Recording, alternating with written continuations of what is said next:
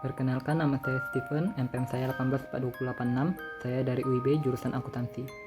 Saya akan menjelaskan mengenai materi UTS kemarin, yaitu mengenai akuntansi manajemen. Yang pertama, kita akan mengerjakan activity based supplier costing.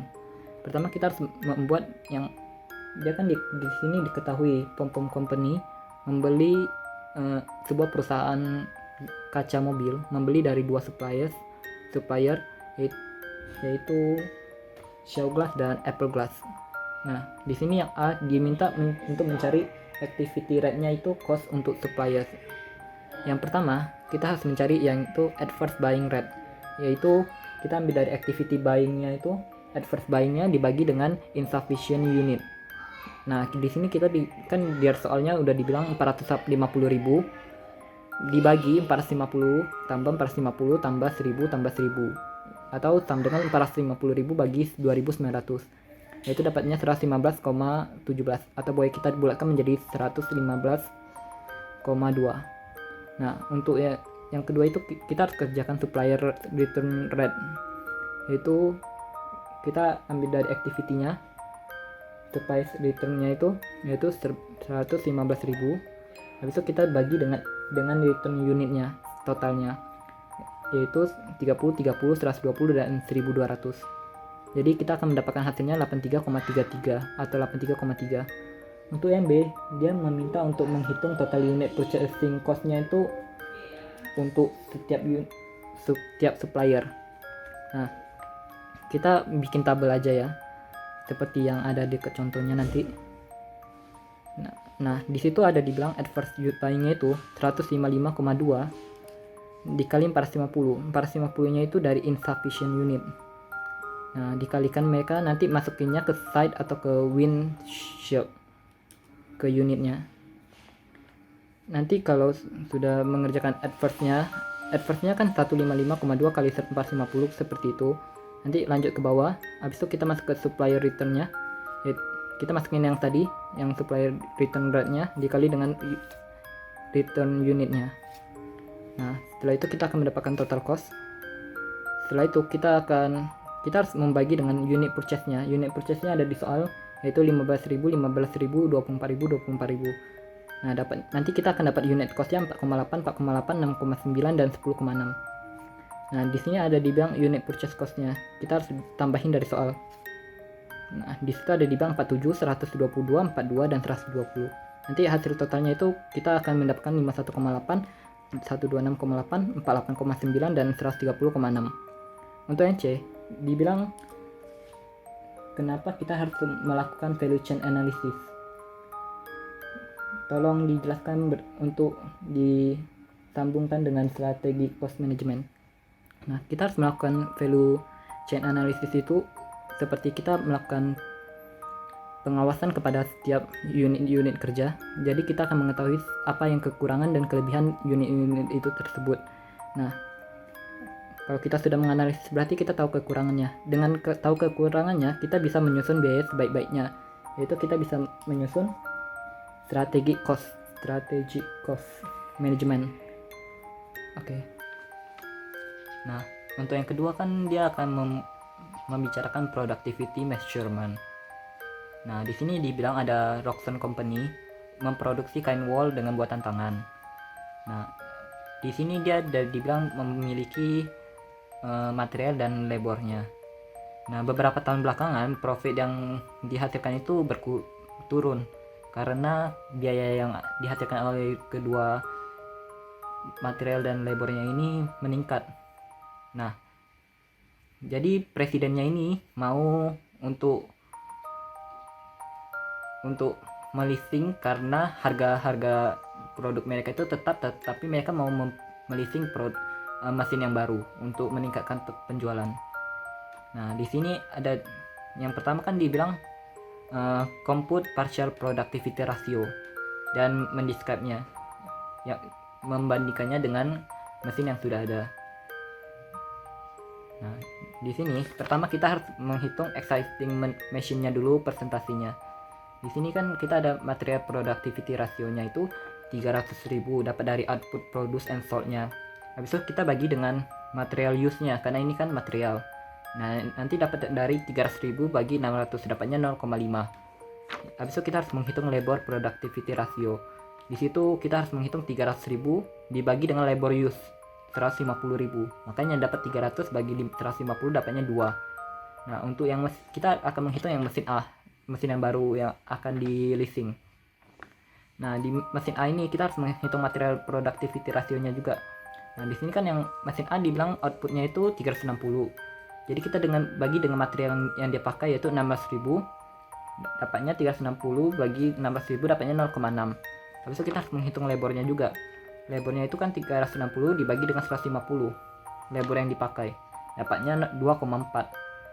Sedangkan untuk mesin B kita akan menghitung materialnya juga, tetapi dibagi dengan material yang dipakainya 700.000, lebih banyak yang dipakai mesin B. Nanti dapat 350 bagi 700 dapatnya 0,5. Sedang habis itu kita akan menghitung labornya 350.000, dapat dari yang tadi mesin B yang memakai dan menjualnya itu 350. Habis itu kita bagi dengan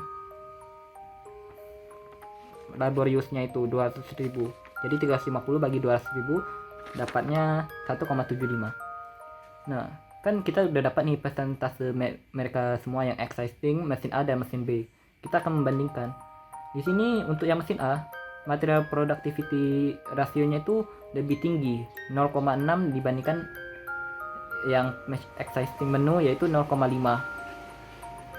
Berarti di sini walaupun ada peningkatan pembelian, tetapi kita bisa dengan jumlah biaya yang sama, tetapi kita bisa meningkatkan 0,1% rasionya. Nah, di sini untuk labornya itu kita mengalami peningkatan 0,4 dari 2 menjadi 2,4. Nah, di sini berarti lebih bagus ya, karena mengalami peningkatan labornya. Sedangkan untuk mesin B, material productivity rasionya 0,5, sama aja dengan existing menu. Jadi untuk apa kita beli kalau itu hasilnya akan sama. Dan labornya itu 1,75, lebih kecil dibandingkan yang existing menu. Berarti ini kurang bagus ya, karena materialnya itu sama dengan labornya itu lebih rendah productivity-nya. Berarti ini mesin B ini kurang bagus, akan mengalami kerugian kalau kita membelinya. Nah, untuk yang kedua kan dia bilang impact-nya untuk dampaknya itu untuk profitnya. Nah, di sini kita akan menghitung lagi pakai tabel gitu. Materialnya kan yang PQ didapat dari 360.000 bagi dengan 0,5. Yang mesin A punya output itu dibagi dengan material productivity ratio existing machine, dapatnya 720 untuk yang PQ. Sedangkan untuk labor kita dapat dari 360.000 dibagi 2 dari labor yang ada di existing menu. Nah, untuk PQ kali P kita dapat dari 720.000 dikali dengan price yang ada di mesin A, yaitu 22. Jadi 22 kali 720.000 dapatnya 15.840.000. Begitu juga dengan labor. Sedangkan untuk AQ itu kita dapat dari material yang di use itu, yang di mesin A 16.000 dan labornya 150.000. Nah, AQ kali P itu kita dapat dari AQ 16.000 dikali dengan price-nya itu 22 untuk yang material dan 15 untuk yang labor. Sedangkan untuk rumus untuk PQ kurang AQ kali P dapat dari PQ kurang AQ berarti 720 kurang 600.000 dikali dengan P22 untuk yang material. Sedangkan untuk yang labor PQ kurang AQ nya itu 180 kurang 150 dikali dengan $15. Nah, nanti dapatnya 3.090.000. Profit linknya itu nanti akan mendapatkan increase di profit. Berdasarkan data yang kita dapat di A itu, kan kita mengalami peningkatan 0,6 dari 0,5. Berarti ada peningkatan dong. Nah, sedangkan untuk mesin B kita akan memakai juga yang kayak yang mesin A, yaitu materialnya itu 700.000 didapat dari 350.000 dibagi 0,5. Dan untuk yang labor kita dapat dari 350.000 dibagi dengan 2. Untuk yang PQ kali P sama aja dengan mesin A, yaitu 700.000 dikali dengan 20 price yang material. Sedangkan yang untuk labor 175.000 dikali dengan $13. Nah, untuk yang AQ kita dapat lihat dari material yang dipakai, yaitu 700.000 dan yang labornya itu 200.000. AQ kali P itu dapat dari 700.000 itu dikali dengan $20, sedangkan yang labornya itu 200.000 dikali $13, dapatnya 2.600.000. Nah, PQ kurang AQ kali P dapat dari 700 kurang 700 kali P nya itu kan 20, berarti 0 kali 20 dapatnya 0. Untuk yang labor kita kan 175 kurang 200.000 dapatnya 25, itu minus 25.000 minus dikali dengan $13, dapatnya minus 325. Nah, nanti 325 ini akan di profit and loss nya itu akan mengurangi karena dia rugi. Kita dapat dari mesin B yang bagian A ini kan kita udah hitung rasionya. Di situ kan labor productivity-nya 1,75, lebih kecil daripada existing machine-nya 2. Berarti kita mengalami penurunan itu, makanya kita mengalami kerugian. Nah, total profitnya itu all machine-nya itu 3.090.000 itu dapat dari yang mesin A, ditambah ini kan minus nih karena kurangi 325.000, makanya kita dapat 2.765.000 gitu. Nah, yang ketiga ini kita akan menghitung theory of constraint. Di sini dibilang Healthy Corporation itu menjual 2 buah obat herbal, di mana mereka produknya ini akan menggunakan alat yang sama tapi dengan setting atau penyesuaian yang berbeda. Nah, untuk tahun yang sekarang ini yang akan berjalan 640.000 machine hour itu digunakan dan 480.000 itu labor hour tersedia. Nah, dan manajemen ini berusaha untuk memutuskan kuantiti dari setiap botol itu ada 30 pil. Nah, selama produksi obat pertama Immune Boost itu menggunakan 1,6 machine hour, sedangkan untuk yang Mentagrowth itu menggunakan 0,8 machine hour per unit. Dan untuk yang Immune Boost menggunakan 1 direct hour untuk labornya, dan untuk Mentagrowth-nya itu menggunakan 2 direct labor hour. Nah, di sini kita dikasih data yaitu unit selling price, variable cost, ordering cost, handling cost, dan material cost.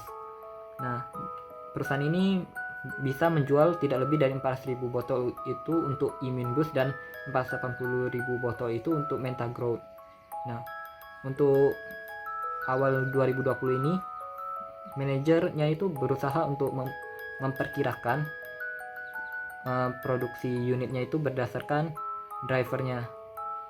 Nah, Immune Boost-nya ini bisa menggunakan machine hour dan Mentagrowth-nya ini bisa menggunakan labor hour.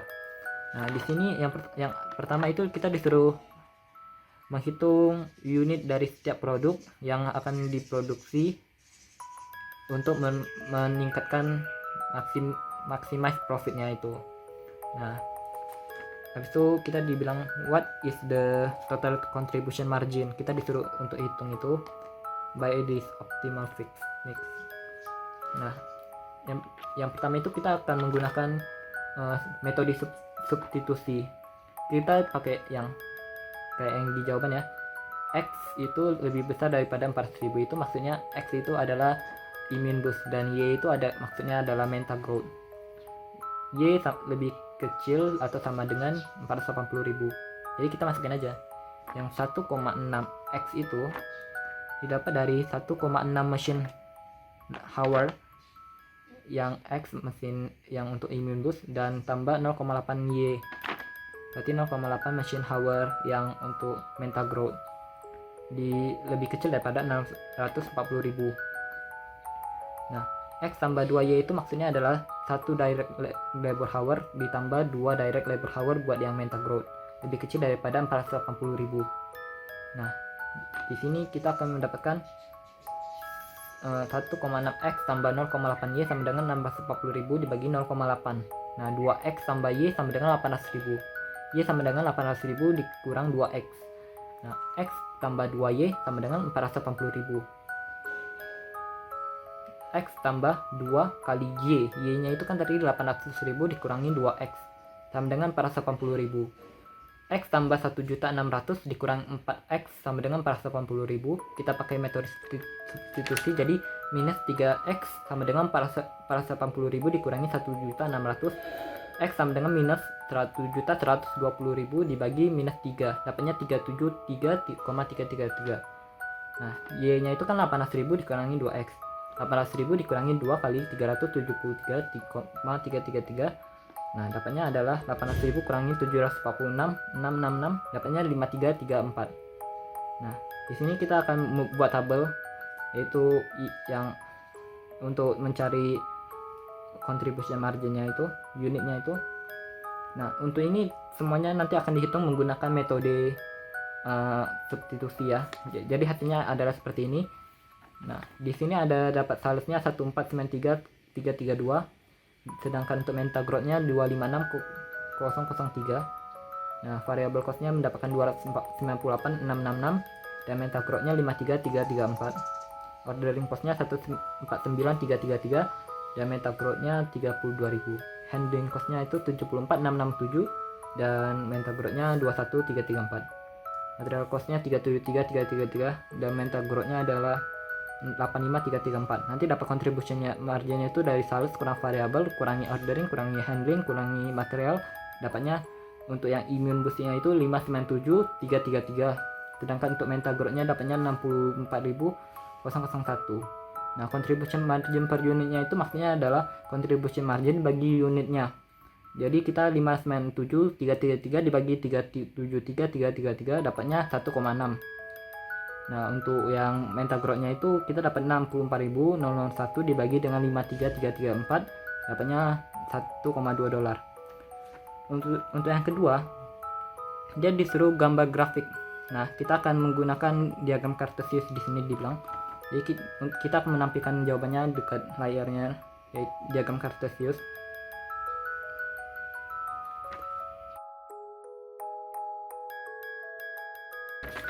Nah, yang keempat ini kita disuruh menghitung inventory management. Di sini ada dua perusahaan, yaitu Delfina dan Mimi Corporation. Di sini yang pertama kita harus menghitung yang Delfina dulu. Delfina di sini dibilang menggunakan 80.000 pound sugar setiap tahun. Biaya untuk placing on an ordernya itu 15 dolar dan carrying costnya itu 1,5 dolar. Yang A atau yang pertama kita itu disuruh menghitung EOQ-nya dulu, Economic Order Quantity. Nah, rumus EOQ itu adalah akar 2DP 2 kali D kali P dibagi C.